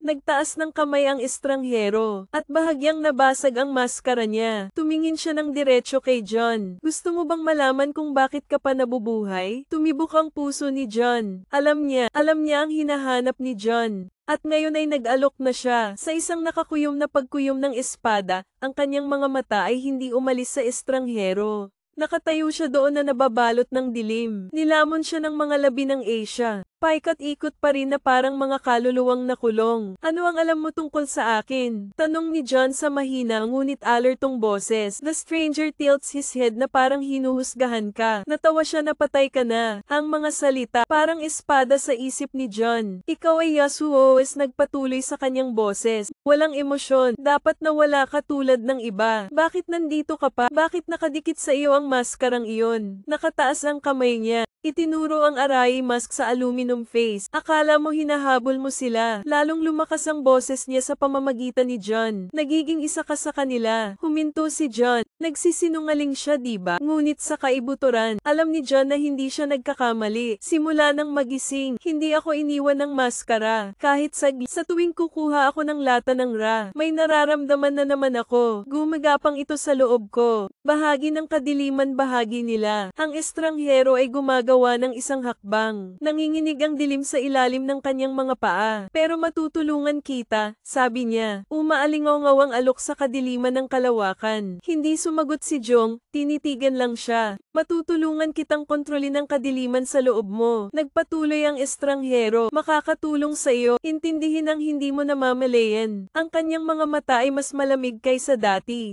Ang katotohanan tungkol sa iyong pagkamatay. Sinakal ang puso ni John. Alam niyang may alam siya na hindi mo alam. Ngunit, mapagkakatiwalaan ba siya ng taong kayang lamunin si Asia Kang? Isang mas nakakatakot na nilalang. Ang mga demonyo ang hinahabol ni John. Napatingin ulit ako sa kanya. Ang walang buhay na maskara. Isang mahinahong boses na hindi kasinungalingan. Nanginginig ang arka nang tumayo sa harapan niya. Kung siya ang kalaban, matatalo kaya siya ni John? Ang sagot ay malinaw na hindi. Hindi ngayon. Huminga ng malalim. Ibinabani daw ang kanyang espada at nakaalerto pa rin ang kanyang mga mata. Sabihin mo sa akin kung bakit kapito. Dinilaan ng estranghero ang kanyang mga labi. Isang maputlang ngiti ang sumilay sa kanyang mukha. Well, marami tayong pag-uusapan. Zoom. Dumating ang estranghero. Ang dilim sa ilalim ng aking mga paa. Para siyang sama-sama sa paligid. Inabot niya ang kanyang kamay. Isang itim na hangin sa palad. Gusto mo ba talagang malaman? Tanong niya sa mahinang boses. Parang bulong ng gabi. Hindi sumagot si John. Bagkus ay naikayam niya ang espada sa kanyang kamay. Pinaglalaroan ka niya upang subukan ang iyong pasensya. Ngunit walang oras si John para sa mga larong ito. Sabihin mo, tumango ang estranghero at ikinaway ang kanyang kamay. Sumiklab ang dilim at binalot ang lahat. Naramdaman ni John, parang nahuli sa buhawi, kinaladkad sa isang lugar na hindi nararapat. At saka ko nakita, bumuhos ang ulan umalingaw-ngaw sa gabi ang tunog ng mga espadang dumedampi. Sa harap ni Yasuo ay nakatayo ang dagwang espada, mabigat na paghinga, at si John ay nasa lupa. Pero hindi lang Yasuo, isang anino ng ibang tao na nakatayo sa likod ni Yasuo. Isang lalaking nakaitim na coat, mukha na nakatago sa pamamagitan ng isang pangit na maskara. Bumaba ang tingin niya sa katawan ni John at itinaas ang kamay. Nakita ni John ang kanyang sarili na patay na, ngunit pagkatapos ay hinawakan niya ang iyong katawan. At sa sandaling iyon, isang tipak ng itim na usok, dumulas sa iyong katawan, parang ahas na nakabalot sa kanyang biktima. Nagising si John at nakita niyang muling binuksan ang kanyang mga mata. Ngunit sa pagkakataong ito, ang ayak mask ay naayos sa iyong mukha. Wala na ang dilim, napaatras si John, mga kamay sa maskara na palagi mong isinusuot sa iyong mukha. Hindi ka bumalik mula sa mga patay. Hinayla ka pabalik, nariyan ang AI o isang bagay na nagbigay buhay sa iyo. Ang estranghero ay nakatayo doon na mahinahong nakatingin sa akin. Naiintindihan mo na ba ngayon? Hindi sumagot si John. Isang nagbabagang galit ang sumiklab sa aking puso. Sino ang gumawa nito sa iyo? Sino ang nagpabalik sa iyo? Para sampain ka sa ganitong forma. Naikayam niya ang kanyang espada at tumingin ng diretso sa estranghero. Alam mo kung sino siya, isang mahinang ngiti sa labi ng estranghero. Alam kong nakatalikod siya. Ang tanong ay, malakas ka ba para harapin ang katotohanan? Malakas na hangin ang umiihip. Sundin ang mga pulang dahon na kamakawi sa gabi. Tumayo si John. Umiikot pa rin ang isip ko pagkatapos ng nakita ko. Isang lalaking nagtatago ng mukha. Isang maruming kamay na humila sa akin pabalik mula sa mga patay. Hindi ka nabigyan ng pangalawang pagkakataon. Ikaw ay manipulahin. Naikayam ng kanyang kamay ang dulo ng kanyang espada. Ang pakiramdam ng galit ay tumataas na parang tsunami. Ngunit alam kong hindi ngayon ang oras para mawala ng kontrol. Nandoon pa rin ang estranghero. Tinalikuran niya si John na parang may hinihintay. Sabihin mo, Juan, sa mahinang boses, at sino siya? Tumawa ang estranghero, isang tawa na kasing lamig ng yelo. Hindi mahalaga ang kanyang pangalan. Ibinaling niya ang kanyang mga mata sa isang maliwanag na pulang ilaw. Ang mahalaga ay, handa ka na bang harapin siya o hindi? Isang jet ng itim na hangin ang tumataas mula sa kanyang katawan. Malawak na parang bagyo ng kadiliman. Umaalingaw-ngaw ang mga bulong sa kalawakan. Bawat tunog ay parang mga nawawalang kaluluwa na sumisigaw. Patunayan mo, John. Itinaas niya ang kanyang pulang dugong espada. Patunayan na ikaw ay sapat na malakas upang ituloy ang katotohanan. Nabasag ang espasyo na parang basag na salamin. At sa isang kisap mata ay sumugod ang estranghero. Paglalaro ng espada, uod ng reflector, agad na iniindayog ang espada para saluhin ang suntok. Ang VA ay tumama ng napakalakas na ang lupa sa ilalim ng kanyang mga paa ay pumutok. Ngunit hindi tumigil ang Kia. Nawala siya sa ulap ng itim na usok. Nasa likod lang siya ni John. Bumaba ang espada. Pata. Isang suntok ang palm unit sa hangin. Ngunit umatras si John. Siya ay hindi makatwirang mabilis. Walang paggalaw, walang pag-aalinlangan. Ang lahat ng kanyang mga pag-atake ay naglalayong sa mga kapintasan ni John. Parang inaway ka niya, daan-daang beses bago. Kinagat ni John ang kanyang mga ngipin. Hindi ka lang niya gustong subukan. Gusto kanyang patayin, tapos hindi ako magkokompromiso. Huminga ng malalim. Ilagay ang iyong kamay sa maskara. Isang malamig na daloy ng hangin ang dumadaloy sa iyong gulugod. The Ark ang inyong sumisigaw. Pakiramdam ko ay gaman at lumakas ang katawan ko. Biglang naging malinaw ang mga galaw ng kalaban. Parang bumagal ang oras. Nang dumating muli ang estranghero ay handa na si Juan. Red at Blue Blades VA hinawakan sa isang kidlat bagyo. Morning magsisimula na talaga ang laban. Nagniningning ang langit sa pamamagitan ng mga spark na lumalabas sa laban. Bawat espada ay pinupunit ang hangin na nanginginig sa lupa. Paggawa ng malalim na hiwa sa malamig na bato. Itinulak ni John ang kanyang kalaban sa isang kisap mata. The stranger glides sa likod. Hindi nagbago ang pulang mata. Hindi nagpapakita ng emosyon. Ito ay tulad ng isang maliit na pagsubok para sa kanya. Mabuti yan. Tumango siya sa tahimik na boses. Pero ang bagal mo pa rin. Walang oras si John para tumugon. Nawala agad siya. Grabe ang bilis. Hindi ito makita ni John. Mararamdaman lang niya. Isang malapit na hangin na nagmumula sa likuran. Ang iyong instincts ay nagsasabi sa iyo na lumiko. Paalang na slash sword, espada ng kalaban, isang hairline lang mula sa leeg mo. Ngunit ito ay tumigil sa oras. Mabilis talaga, kinagat ni John ang kanyang mga ngipin. I-slide ang iyong mga paa pabalik upang iunat ang distansya. Ang estranghero ay hindi lamang nakatayo doon. Ang kanyang mga kamay ay nasa espada pa rin. Isang nakamamatay na katahimikan ng bumalat sa espasyo. As if naghihintay siya ng move from John. Naiintindihan ni John na hindi ito isang labanan sa kapangyarihan. Ito ay isang digmaan sa pagitan ng mga espada. Napapikit ako saglit, hayaang umihip ang hangin sa iyong buhok. Espada sa gabay na kamay. Nang imulat ko ang aking mga mata, muling nagbago ang aking kalooban. This time ikaw ang una. Nawala si John sa kanyang orihinal na posisyon. Sa isang tibok ng puso, lumapit ka sa estranghero. Ang espada ay umindayog na parang kidlat. Ang itim na anino ay lumipad ng makitid. Hindi tumigil si John. Tumalikod siya at inihagis ang pangalawang slash, ang ikatlo at ikaapat. Lahat ng paraan, lahat ng espada ay nagdadala ng malamig na hangin ng isang mandirigma.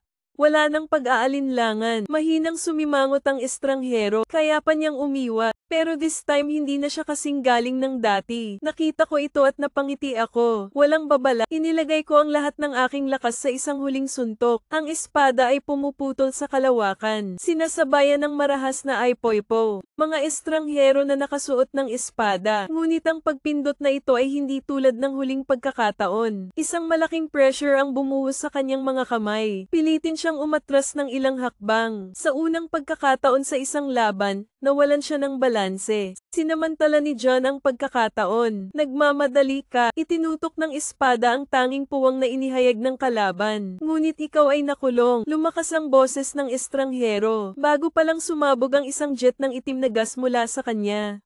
Ang tunog ay itinapon. Malayo sa iyong katawan VA malakas sa lupa. Gumawa ng malalim na dent. Matindi ang sakit, pero sinusubukan ko pa ring bumangon. Pagtingin ko, nakita ko ang stranger na nakatayo doon. Hindi ito kumikibo, pero this time may kakaiba na. Nagbago ang kanyang espada. Ang madilim na pulang talam ay nagbigay ng demonyong aura. Para itong buhay at uhaw sa dugo. Diretso niya itong binuhat patungo kay John. Tingnan natin kung hanggang kailan ka makakaligtas. Nagiging mabigat ang hangin hanggang sa masikip. Ang maitim na pulang espada sa batang kamay ng estranghero. Parang umuungol, nanginginig na parang hayop na nakakadena ng sobrang tagal. At malapit ng mapalaya, hindi naglakas loob na kumurap si John. Ramdam na ramdam ko ang abnormalidad. Isang daloy ng hangin. Hindi ito katulad ng anumang Alaska. Nakaharap ko na ito dati. Ito ay hindi lamang isang malakas na kaaway. Ito ay isang pagsubok ng tadhana. Itinutok ng estranghero ang kanyang espada kay John. Nararamdaman mo ba ito? Tanong niya. Mga boses na parang umaalingaw-ngaw mula sa malayong dimensyon. Hindi sumagot si John. Kinuyam lang niya ang kanyang espada. Hindi mo kailangang malaman kung sino ang nasa harap mo. Bakit kanya gustong ipaglaban? Ang alam ko lang kung mabibigo ako mamamatay ako, at hindi ako pwedeng mamatay. Huwag ngayon. Isang jet ng itim na hangin ang umagos mula sa pulang espada.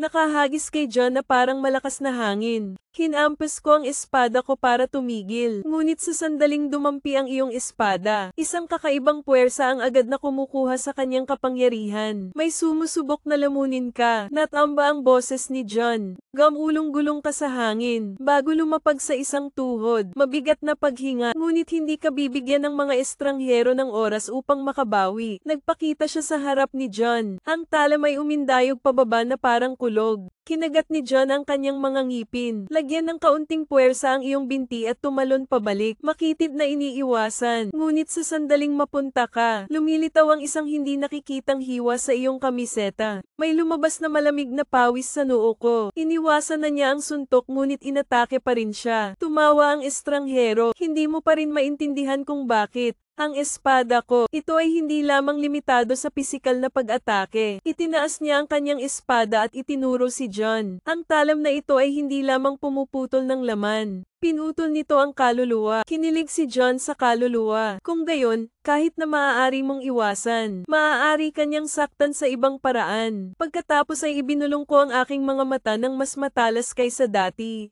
Kung gayon hindi natin kailangang magmadali. Mukhang nag-freeze ang space sa isang sandali at pagkatapos ay ang dalawang anino ay bumagsak sa isa't isa sa hindi kapani-pani walang bilis. Umalingaw-ngaw na parang kulog ang tunog ng mga espadang dumadampi. Ang berdeng espada ni John, laban sa pulang espada ng estranghero. Sa tuwing nag-aaway, nag-iiwan ng malalalim na bitak sa lupa. Hindi na lang defensive si John. Nagsimula kang umatake, samantalahin ang iyong bili. Patuloy kang nagbabago ng posisyon. Gumawa ng serye ng mga maling silhouette para linlangin ang kalaban. Hindi naloloko ang mga estranghero. Umikot siya. Ang pulang talam ay pumuputol sa isang silweta, at kaagad, naramdaman ni John ang matinding kirot sa kanyang dibdib. Hindi niya kailangang tumingin. Naramdaman niya ang totoong posisyon ni John. Sa pamamagitan lamang ng gas, bumaba ang dugo mula sa sulok ng bibig ni Juan. Nagpunas siya at ngumiti. Malakas ka. Pinaikit ng estranghero ang kanyang mga mata, ngunit ikaw din. Ibaba ang iyong hininga at patatagin ito. Kung ang kanyang espada ay maaaring tumama sa kaluluwa, hindi ko na siya hahayaang magkaroon ulit ng pagkakataong iyon. Napapikit ako ng tahimik, marahan ang ihip ng hangin. Dala ang tunog ng pulang dahon ng maple, bumagsak sa lupa, at nang imulat ni Juan ang kanyang mga mata, nagbago na naman ang buong mood ko. Nagtaas ng kilay ang estranghero. Ano ito? Hindi sumagot si John. Mas mabilis ka lang pumasok kaysa dati. Sa sandaling bumagsak si John sa kalawakan na parang isang pagkawasa. Ang iyong anino ay kumikinang na parang isang ilusyon. Napakabilis na ang mata ay hindi makasabay sa kuko. Mga estranghero na nakasuot ng mga espada ng katutubo. Ngunit ang kanyang espada ay tumatama lamang sa hangin. May malakas na hangin sa likod niya. Lumitaw doon si John. Blade swinging down 01 fucking ingay. Mabilis na tugon na estranghero ay naging stopper na si Ken. Dalawang blades magkasama. Lumilikha ng shockwave. Lumilipad ang mga bato sa paligid. Pero sa pagkakataong ito ay hindi na siya agad nakalaban. Dahil sa sandaling harangan mo ang suntok, naramdaman niya ang malamig na agos ng hangin na dumadaloy sa kanyang gulugod.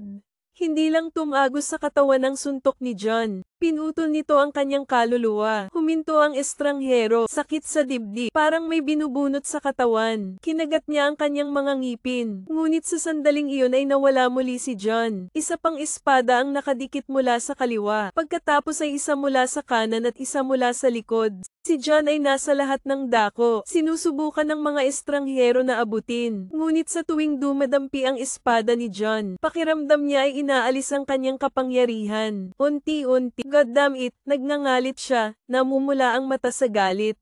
May kailangan siyang gawin kaagad. Isang haligi ng itim na gas ang sumabog mula sa kanyang katawan. Itulak ang boltahe palayo, tinakpan ng alikabok ang buong larangan ng digmaan. Gamulong-gulong sa himpapawid at lupa, bahagyang nakayuko ang mga tuhod. May nararamdaman ako, isang pagbabago sa daloy ng hangin ng kalaban. Hindi na ito tao. Mula sa alikabok, ang kanyang mapupulang mata ay kumikislap na parang mga ilaw ng impyerno. NDT-0. Mas malakas pa sa malamig ang boses niya. Pero hindi lang ikaw ang makakaputol nito. Ang espiritu ng alikabok ay natutunaw upang ipakita ang hitsura ng estranghero. Ang kanyang balabal ay punit-punit upang ipakita ang isang katawan na puno ng malademonyong ukit. Parang may something. Matagal na itong nasa kaluluwa niya. Nanginginig ang pulang espada sa kamay niya. Naglalabas ng mga malagim na helanghing na ito. Pisil ang espada. Alam kong kasisimula pa lang ng laban na ito. Tumayo si Jong. Ang iyong mga mata ay sumasalamin sa kalaban. Ay unti-unting nagbabago. Binalot siya ng itim na hangin. Sila ay parang mga kaluluwang namimilipit sa sakit. Hindi ka na tao. Malalim ang boses niya pero puno ng katiyakan. Tao, tumawa ang estranghero, baluktot na tawa na parang umaalingaw-ngaw mula sa underworld. Hindi mahalaga ang kahulugan na iyon. Kapag ang kapangyarihan ang nagtatakda ng lahat, bigla siyang nawala. Hindi na nagulat si John. Nararamdaman ko, bumunot siya ng pulang espada na parang dugo. Dumiretso sa iyo mula sa kaliwa. Lumingon si John para pigilan si Ken. Ngunit kaagad, isa pang espada ang lumitaw mula sa likuran. Tinutukan niya ang likod ng iyong ulo. Ang dalawang espada ay walang oras para mag-isip. Ang matalim na talam ay dumausdos malapit sa kanyang leeg na pinuputol ang ilang buhok. Mabilis talaga, ngunit hindi sa oras upang kontrahin ang pag-atake ay lumitaw ang isa pang anino. Hindi lang isang kalaban. Out of the darkness, iba pang entity ang umuusbong. Pangit na silweta, mga mata na kumikinang, mga kaluluwang napunit ngunit may hawak pa ring mga espada. Hindi siya lumalaban mag-isa. Siya ay nagdadala ng hukbo ng mga kaluluwa. Dead Network zoom back, mabilis tingnan. Ang mga nilalang na ito ay hugis mandirigma. Ngunit ang kanilang mga kaluluwa ay ikinulong ng estranghero. Hindi sila rakang, sila ay mga taong nabuhay. Isa na itong puppet. Tumawa ang estranghero. Nakikita mo ba? Ito ang kapalaran ng mahihina. Hindi nila kayang hawakan ang kapangyarihan sa kanilang sarili. Kaya binigyan ko sila ng isa pang pagkakataon. Maging bahagi ko. Tumingin ito sa kanya at pinalambot ang boses. Hindi mo sila binigyan ng pagkakataon. Ninakaw mo ang kanilang mga kaluluwa. Isang malamig na hangin ang umiihip, at pagkatapos ay magsisimula ang tunay na labanan. Bumulusok sa gitna ng gabing puno ng mga kaluluwa. Ang talam ng espada ay kumikinang na parang buwan sa kailaliman. Bawat espada ay gumuhit ng mahahabang guhit ng liwanag sa kalangitan. Parang sayaw sa underworld. Kayong lahat, matulog ng maayos. Ang iyong espada ay hindi lamang tumatama sa katawan. Pinapalaya nito ang kaluluwa mula sa mga tanikala nito. Ang mga bingkong nilalang ay naglalaho, nag-iiwan ng mahinang puting usok. Ang mga kaluluwa ay sa wakas ay malaya. Ngunit ang estranghero ay hindi kumikibo. Lumapit siya na may pulang mata sa dilim. Maaari mong ilabas ang mga ito ng maraming beses hanggat gusto mo.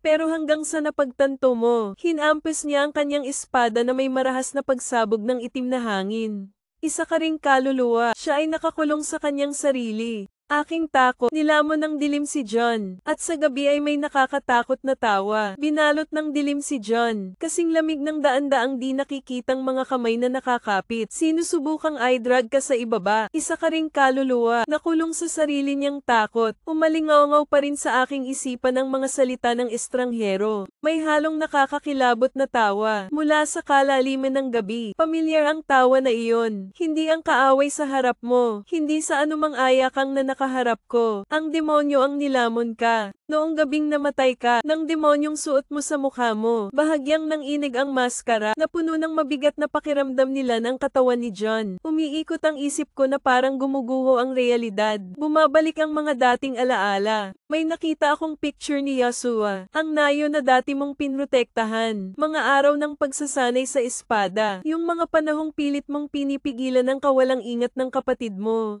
Pagkatapos ay natagpuan ko ang aking sarili na nahuhulog. Tumagos ang espada ni Yasua sa kanyang dibdib. Bumabalik ang sakit na parang hindi naghihilom ang sugat. Ang dilim sa labas at ang dilim sa iyong isipan ay isang kapatid. Lumulubog na. No zoom greeted ngipin clenched ang espada. Hindi ko hahayaang kunin ako ng takot. Kahit sa dilim ikaw pa rin. Isang eskrimador. Isang mangangaso ng Archon. Isang naghahanap ng katotohanan. Huminga ako ng malalim at binuksan ang mga mata ko. Sa walang katapusang kadiliman, isang kislap ng liwanag. Isang espada. Hindi yung espadang hawak mo. Isa itong espada sa isip ko. Ito ay sumisimbolo sa iyo. Para sa paraan na iyong pinili, walang pag-aalinlangan na inabot ng uod at hinawakan ito ng dumadagundong. Isang pulang ilaw ang sumiklab sa buong gabi. Itinulak pabalik ang dilim, parang salamin ng nabasag na espasyo sa paligid ko. Tumayo ako doon pabalik sa realidad. Sa harap mo, napaatras ng isang hakbang ang estranghero. Pulang mata na puno ng pagtataka. Hindi mo ito masisira. Walang sinabi si John na ikayam ko lang ang espada. Ang pulang espada ay tila nakakuha ng bagong lakas. Hindi ko hahayaang lamunin ako ng dilim sa pagkakataong ito. This time ako na ang tatapusin ng lahat. Nagmamadaling pumasok si John. Ang espada ay gumuhit ng pulang linya sa kalawakan. Mga estranghero na nakasuot ng mga swinging sword. Ngunit sa sandaling dumampi ang kanyang espada kay John. Isang marahas na pagkabigla na umusbong na tunog. Napaatras ang dalawa. Sa magkabilang gilid ay pumutok ang lupa sa ilalim ng kanilang mga paa.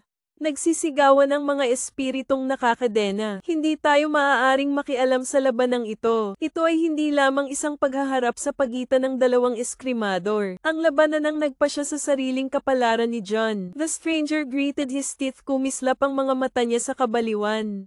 Akala mo kaya mong ipaglaban ang kapalaran mo? Ikinakaway niya ang kanyang mga kamay ng kadiliman sa paligid. Bumuo ng daan-daang itim na talam tulad ng tinta, lumulutang sa hangin. Ikaw ay isinumpa, simula nang pinatay mo ang unang demonyo. Hayaan mong patunayan ko sa iyo. Walang sino man ang makakatakas sa kanilang sariling kalikasan. Ang mga blades ay darating. Hindi umatras si John. Naikayam ko ang aking espada. Bahagyang lumipad ang maskara sa mukha. Gusto kitang atali muli sa dilim. Pero this time hindi na ako natatakot. Hindi ka papi ng tadhana. Ikaw mismo ang gagawa nito. Ukit ang iyong sariling landas. Kamakaway ako na parang hangin. Ang espada sa kamay ay tumatagos sa bawat talam ng kadiliman. Nagkalat ang mga putol na piraso ng espada. Hindi ko mapipigilan ang iyong pag-unlad. Sa isang segundo ay lumapit sa iyo si John. Maaari mo akong isumpa. Maaaring magbigkis sa atin sa madugong kapalarang ito. Ngunit hinding-hindi ako luluhod sa harap nito. Hinampes ko ang aking espada. Isang laslas na pumupunit sa espasyo sa pamamagitan ng estranghero. Iminulat niya ang kanyang mga mata sa hindi makapaniwala. Nagsimulang maglaho ang dilim sa paligid niya. Unti-unting napalaya ang mga nakakulong na kaluluwa. Hindi.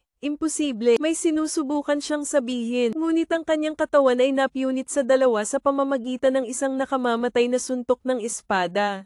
Isang hiyawan ng puot na umaalingaw sa kalawakan. Tapos nawala siya. Bumaba ang nagniningas na espada ni John. Bumaon ang lahat sa katahimikan. Huminga ako ng malalim pero hindi ako nahulog. Sa unang pagkakataon sa maraming taon, malaya na talaga ako, ngunit hindi pa tapos ang paglalakbay, dahil may pangalan na hindi ko alam. Ang pangalan ng demonyong tumawa noong gabing namatay ako. At hindi ako titigil hanggat hindi ko nalalaman ang totoo. Ang malamig na hangin ay dumaan sa nasirang larangan ng digmaan. Amoy alikabok at dugo. Ang uod ay nakatayo sa gitna ng mga guho, ang talam ay pula pa rin. Ang tunog ng labanan, wala na ang kalaban, ngunit sa kaibuturan ng aking puso, alam kong hindi pa ito ang katapusan. Bahagyang nanginig ang maskara sa kanyang mukha, parang hayop na bumubulong sa tenga mo. Isa pa, umalingaw sa isip ko ang pamilyar na tawa na iyon. Akala mo napalaya mo na ang sarili mo. Naliligaw ka lang, John. Kumunat ang noo niya at hinawakan ang hilt ng espada niya. Iyan ang boses na humila sa iyo sa kalsadang ito. Tumawa ang dyablo sa gabi. Nahulog siya sa ilalim ng espada ni Yahshua. Ipinikit ko ang aking mga mata at tumuon sa espiritual na enerhiya. Ay umiindayog sa paligid ko. Isang pangalan kung mahahanap mo ito. Sinumpa ako ng pangalan ng anak ko. Baka masira ko ang kadena na ito minsan. At magpakailanman, biglang isang matinding sakit ang tumagos sa ulo ni John. Nakayuko siya sa kamay niya habang nakahawak sa lupa. Ang malabong mga larawang lumalabas sa iyong mga mata. Isang panaginip o marahil isang baluktot na alaala. Nakikita ko ang aking sarili ngunit hindi ang zoom ng kasalukuyan. Isang bersyon mo bago ka mamatay. Isang mapagmataas na kapatid, isang walang talo na eskrimador, isang lalaking nilamon ng sarili niyang hinala. Nakita ko ang huling sandali ko. Tumagos ang espada ni Yahshua sa kanyang dibdib. Mainit na dugo ang lumalabas sa kanyang bibig. Ngunit sa likod ni Yahshua ay isang anino ang kumikislap. Isang nilalang na may nagniningas na mga mata. Ibinuka ang bibig sa isang baluktot ng ngiti. Kaya lagi kang nandyan. Binuksan ni John ang kanyang mga mata. Ngayon alam mo na ang demonyo ay hindi basta-basta tumatawa kapag namatay ka. Nandyan na ito mula pa bago ang labanang iyon. Bumulong ito sa iyong kamay, naghahasik ng pagdududa. Mag-apoy ng puot sa iyong puso. Para kay Yahshua, hindi ka lang nilalamon pagkatapos mong mamatay. Inilalagay ka nito sa landas ng pagkawasak sa simula pa lang. Higpitan ang hawakan ng espada. Mata sa determinasyon. Ano pangalan mo? Bulong ko na parang naghahamon. Gumalaw ang kadiliman sa paligid. Muling umalingaw ang isang tawa. Sa pagkakataong ito ay mas malinaw kaysa dati. Gusto mong malaman ang pangalan ko? Nanginginig ang espasyo. Namuo ang dilim sa harapan ko. Dalawang pulang mata ang kumikinang sa gabi. Pagkatapos ay halika at hanapin mo ako. Tapos lumabas lahat. Binuksan ni John ang kanyang mga mata. Natagpuan ko ang aking sarili na nakatayo doon sa mga guho. Pero ngayon alam ko na kung saan pupunta. Hinahanap ang huling Asia Kang. Alamin kung sino ang nagmamanipula sa iyong kapalaran. At sa pagkakataong ito ako na ang magtatapos sa lahat. Ang apoy sa gitnang sona ay hindi kailanman nasusunog. Sobrang matindi. Ngayon, alam ko kung sino talaga ang nasa likod ng lahat ng trahedya ko. Isang Alaskan page na nagmanipula sa iyo mula sa simula. Ngunit ang demonyong iyon ay hindi madaling magpakita. Hinahamon ka nito, provoke ka at hahabulin mo hanggang dulo. Umalingaw ang mga yapak ni John. Kabilang sa mga guho ng isang abandonadong nayon. Nalanta ng mga puno ang tigang na lupa 01 anino. Ngunit sa mabigat na hangin na ito, may nararamdaman ako, kadiliman. Ito ay hindi isang bagay na makikita ng mata. Pero may maskara sa mukha ko. Nakikita ko kung ano ang nakatago sa gabi. Ang mga baluktot na kaluluwa. The wandering entity ang mga labi ng takot. At sa gitna ng lahat ng pamilyar na hanging ito, dito ka na, nagriring na naman ang boses na iyon. This time hindi na umaalingaw sa isip ko. Lumalabas talaga sa harap mo. Huminto si John. Isang nagbabadyang anino ang lumitaw. Isang malaking high entity, nakayuko ang likod niya na parang may dalang 1,000 paghihirap. Ang mga pulang mata nito ay diretsyong nakatingin sa iyo. Ito ay hindi tungkol sa pananakot, ito ay tungkol sa kasiyahan. Natagpuan mo ako, maglakas loob ka bang harapin ang katotohanan? Hindi sumagot si John, hinugot niya ang itim na espada, tumawa ng mahina. Bago mo ay ugoy ang iyong espada, hayaan mo akong magtanong sa iyo ng isang bagay. Sigurado ka bang kaaway mo ako? Sa sandaling iyon ay dumaan ang malamig na hangin. Magdala ng pamilyar, isang larawan mula sa nakaraan. Nakikita ko ang sarili ko. Nakita ko si Yasua, at nakikita ko itong anino. Sa huling labanan ng magkapatid. Ngunit sa pagkakataong ito, nakita ni John ang isang bagay na hindi pa niya nakita. The moment na tumagos sa kanya ang espada ni Yasua, pinuprotektahan ako ng anino na ito. Hindi ito manipulator, yung nakahawak sa iyo ng mahigpit. The truth is so clear, Ira, hindi kaaway ang page na ito.